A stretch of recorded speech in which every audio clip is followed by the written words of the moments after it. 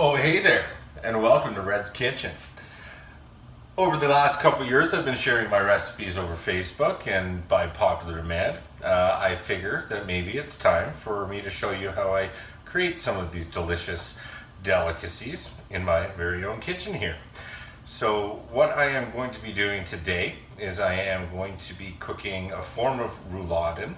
So this is rouladen, which is essentially meat wrapped around vegetables and then simmered in a sauce. Now, traditional German rouladen is nothing like what I'm going to make today. Traditional rouladen would be with pickles, onions, mustard, and bacon, and that would be wrapped in a piece of meat, usually inside round, which is cut very thinly, and then that's simmered in gravy. I'm going to do my own version, which is with mushrooms and onions, with mustard, horseradish, and that is rolled in the same rouladen piece and then simmered in a nice mushroom gravy, and it's goddamn delicious. All right, so let's start off. The first thing that we do is we need to grab our meat, and our meat is this beautiful thin cut inside round. All right, so this is what we would call probably around a 6 beer recipe or so. So if you haven't drank 6 beers by the time you're serving, you probably didn't take long enough to cook this meal. But we're gonna take this beef here, and what we're gonna do is we're going to treat it with some mustard first. So we're gonna need a spoon. And Dijon mustard is the only way to do it. Obviously a German mustard would probably go best, but I like Dijon because it gives that extra tang.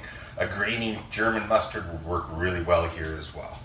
And we're just going to take that and we're just going to slather it all over the inside, just getting a nice healthy layer of the Dijon. It doesn't have to be beautiful or anything because it's all going to cook out into the sauce anyways. It'll cook into the meat a little bit, but it'll also cook into the sauce, which is really the star of this dish. The meat, it's a cheap cut, so it's not really the star at all. It's the sauce and also whatever starch. Usually you serve it with a starch. I'm not serving it with a starch tonight. What I'm serving it with is just a baguette, some French bread to dip in. And so after we've got the mustard on, we're going to do a little bit of horseradish. Now this is to taste. You don't have to use horseradish. I like horseradish in beef, and as long as you don't use too much, it's really delicious. And again, it doesn't have to be even either, really, because we're going to be rolling this up. So just a little bit of taste there is great.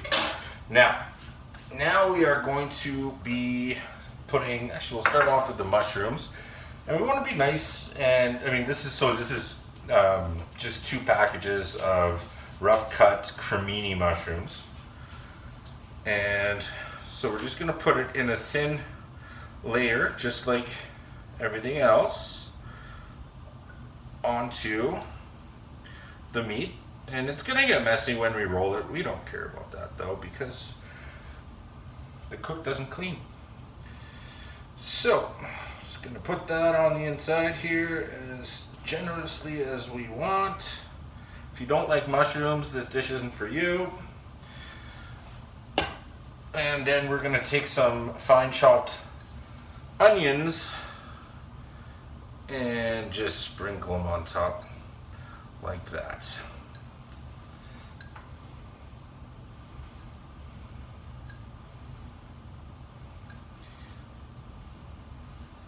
All right, and that's about a quarter onion. Not very, you don't have to use much onion. It holds its own taste pretty good. So,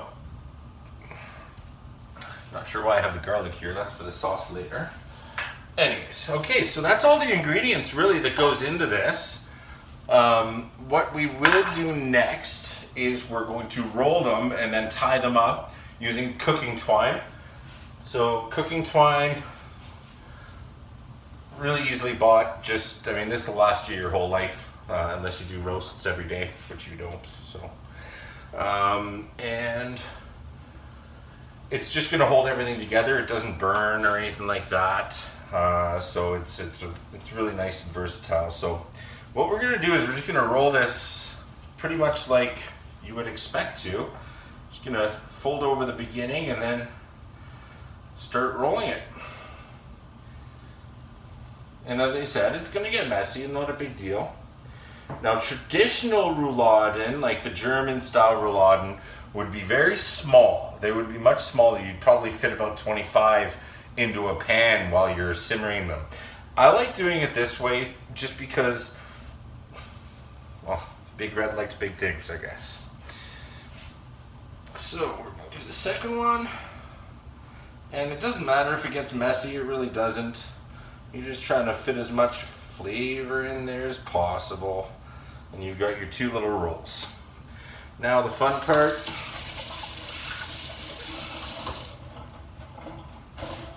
Best thing about these, just use it. Perfect.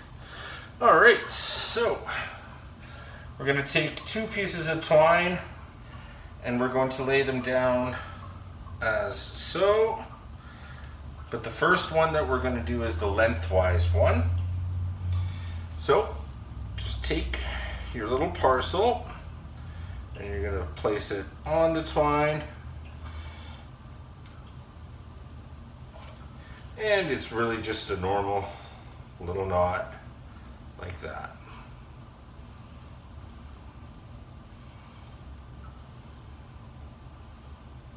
Okay. And we'll cut the excess off afterwards. So we'll just continue with this one. Bring it over here, set it up. There we go.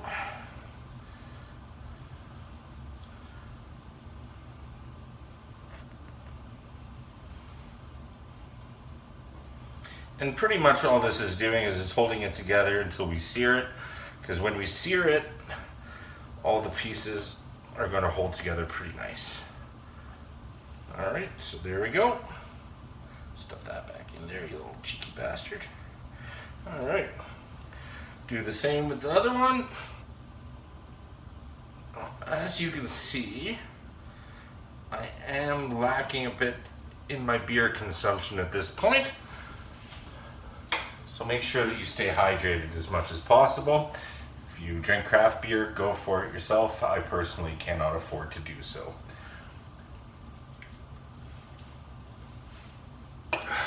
All right, well, so now that we've got the meat prepped, essentially what we're gonna do is we're gonna sear this guy off and create a nice little crust on it so that, well, searing meat holds the flavor in. And then we're gonna build a sauce. So we'll be back after these messages.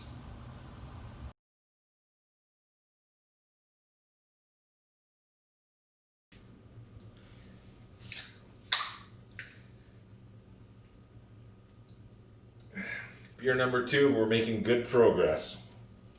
All right, so we've got some extra virgin olive oil, or just use the virgin, depending on how kinky you are. And we're gonna heat this up real nice here. And then we're gonna start searing our meat. Give me 1 second here. And excuse the hands. Now we wanna get a nice little sear on this because it's really gonna help the flavors from staying in there.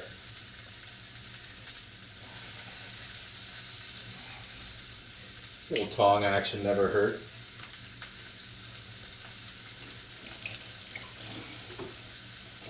Gotta remember to wash your hands when you're touching red meat and then tongs and stuff. Apparently it's bad for you. Alright, so I guess while this is kind of searing away, we'll go over the ingredients for the sauce a little bit, because some of them you might not have heard about. We've got heavy cream and flour and butter, the usual, minced garlic. Now these ones are the 2 that maybe you haven't heard of. The first one is called bovril. It's essentially just a liquid bouillon beef. And then we also have something that any Ukrainian or respectable Ukrainian, Polish, German, you name it, anywhere from that part of the world would know. It's called Maggi. Maggi, comes in the big yellow-red bottle. Well, it's a brown bottle, yellow and red label. Get some, it's amazing. All right, and we're just gonna try to sear these off as much as possible. You really want to get that nice brown on it. And also what we're doing here is we're taking some of that beef flavor and really putting it into the pan, and we're going to use the same pan to make our sauce afterwards.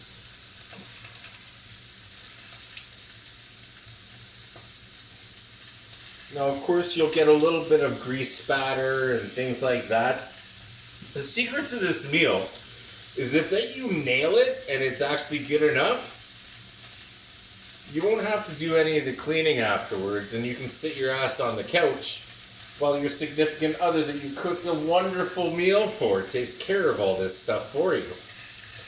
And we don't want to overcook it, because really the end of the cooking process is going to happen while we simmer in the sauce. Oh, ear burps. After we simmer it in the sauce, so it's just important to get a nice little char on there. Now, another thing that we should be doing at this point in time too, just a little bit of salt. Always brings out the flavor, and pepper's a good idea too. All right, and literally this is all we want to do to the meat right now in terms of a treatment. It doesn't need anything else, because as we talked about, the simmer process is going to be pretty much where everything comes from in terms of flavor. So we're just going to transfer this to another dish, and this is when the fun starts. Now, we're going to turn our heat down just a little bit. We did that on a pretty high heat to sear off that meat. Now, we're going to let this reduce a little bit in terms of temperature. Now, what we could do right now is, since we want a lot of mushroom flavor, and you can just get the mushrooms in here right now. As long as we keep on stirring them so that they don't burn, we'll be good. So this is the rest, and it looks like a lot, it's not. But this is the rest of the mushroom that we cut up earlier, the 2 packages, about 500 grams in total, is what is used in this recipe. And we're just going to make sure that we stir this around a little bit while we kind of wait for the pan to kind of stop. And this will get rid of the excess olive oil as well. The mushrooms will soak it all up. And these mushrooms are going to reduce in size quite drastically by the time it's all said and done. Now, we do want to work on this mushroom before they seal up. We want to add the flavors that we can. So I am going to add a little bit of fortified wine. And the reason we add this early in the cooking stage is because we want the wine, so all the alcohol needs to burn off really. So we're going to add that.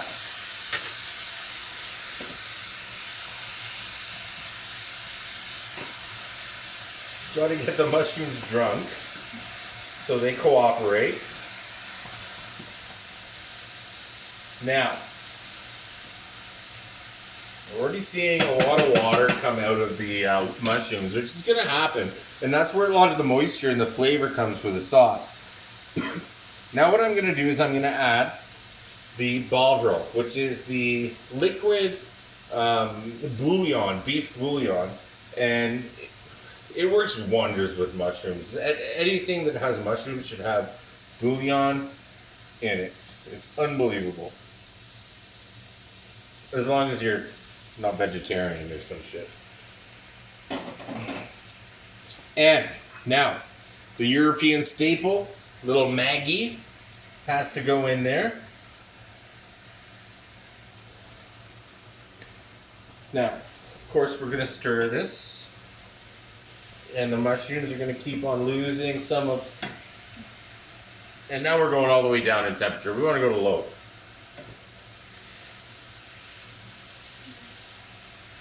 Now, garlic. I didn't want to add the garlic when the pan was super hot because burnt garlic is really not a good taste. All right, now we're ready for the heavy cream. It's gonna cool everything down. It's gonna give everything that deep, nice flavor, texture. This right now, as it is gonna be a pretty thick sauce. So what we do want to do, because we need to simmer that meat in there. So if we're simmering this meat in there, that means it needs to be pretty much covered. So we are gonna add some beef stock at this point. No name, best one out there. Mostly because it costs about 90 cents. They're all the same. It doesn't matter. Campbell's, no name. It really, really, really doesn't matter. We're just adding some volume here. And then if we need to thicken it up later, that's why we have the butter and the flour, because we can actually make a roux and add it to it. But it really depends. You don't have to do it every single time. It depends on how it cooks. One thing that I have figured out over the years, that I like doing at least, is I like cooking just with whatever. I'll throw bottles. I did everything in nice little containers for you guys today. But I'm a whirlwind in and out of the pantry. I'll add stuff. I'll take stuff away. No 2 times is my food ever really the same. That's why I'd be a terrible restaurant chef. So we're going to let this warm up again so that we get a nice little bubble in it. And then we'll be adding meat back into it very shortly after these messages.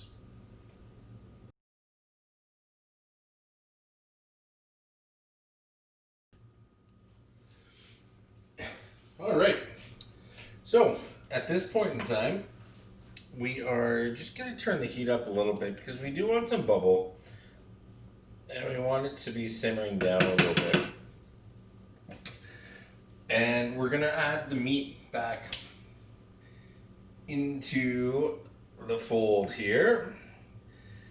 And it'll be about halfway submerged, maybe not all the way halfway, but we're going to be flipping this quite often. So at this point in time, we do want a little bit of bubble. So we are going to go back to about medium heat.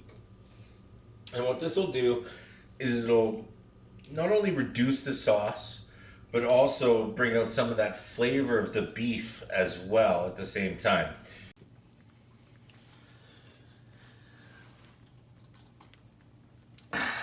Well, see, at this point in time, what we're going to be doing is we get a nice little bubble, and that means that we've got heat, which is good. And we're just going to keep on turning the protein so that it really not only drops its flavor into the sauce, but also absorbs the flavor into the meat. And that's something that we're just going to keep on doing throughout the entire cook. And we're really waiting on the start of the dish here. We're building this sauce, and the sauce is what's going to make people coming back to this dish. As we discussed, the cut of meat isn't exactly the most expensive or most delicate. So if we overcook it a little bit, it's okay, because that sauce is gonna bring all the boys to the yard. And so what we're gonna do now is we're just gonna do the best part of everything, really, and that's just make sure we didn't go horrendously wrong at some point in time and make something that's not utterly delicious.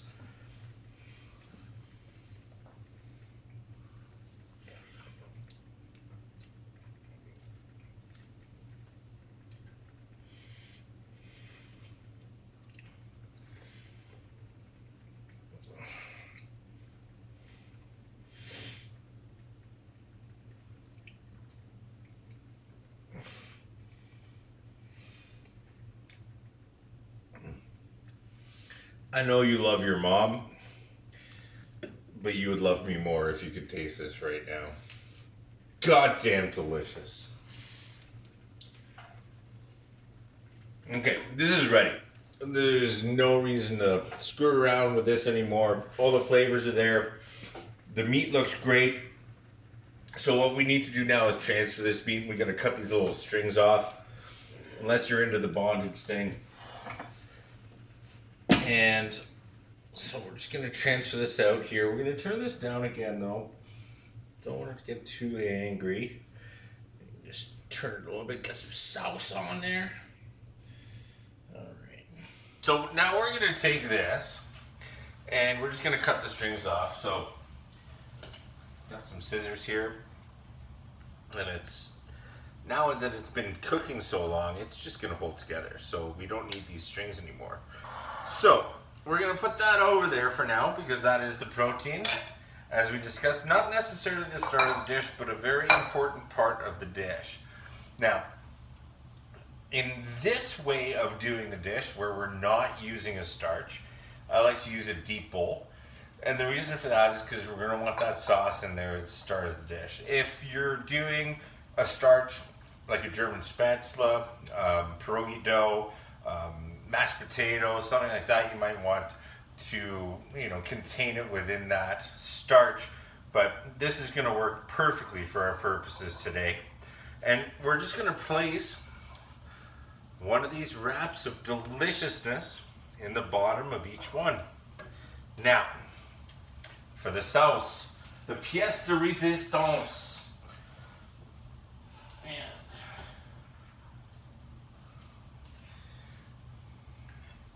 So, we're just gonna ladle it. I like ladling it over, so we get as much of the mushroom on top, like so.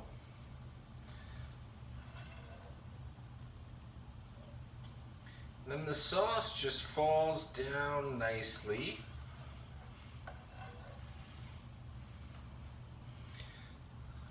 Around, and we can sauce it up nicely this way.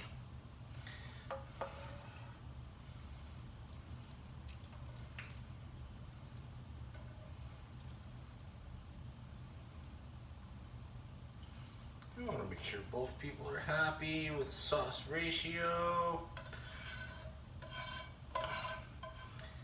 To me, the mushrooms are some of the best bits because they've been stewing away for a while. And we're just going in there. So that's beautiful. Get rid of that dish. Any dish is not complete with a nice little sprinkle of smoked paprika.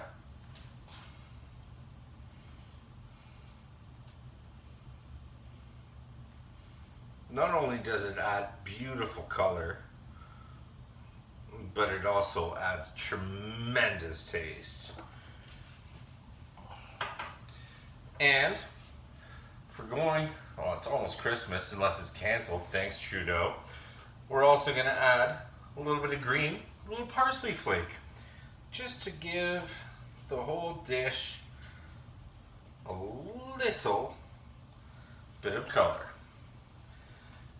And now we are talking. I guarantee you that this dish will win any dinner party that you throw. This has been Cooking with Big Red. You're welcome.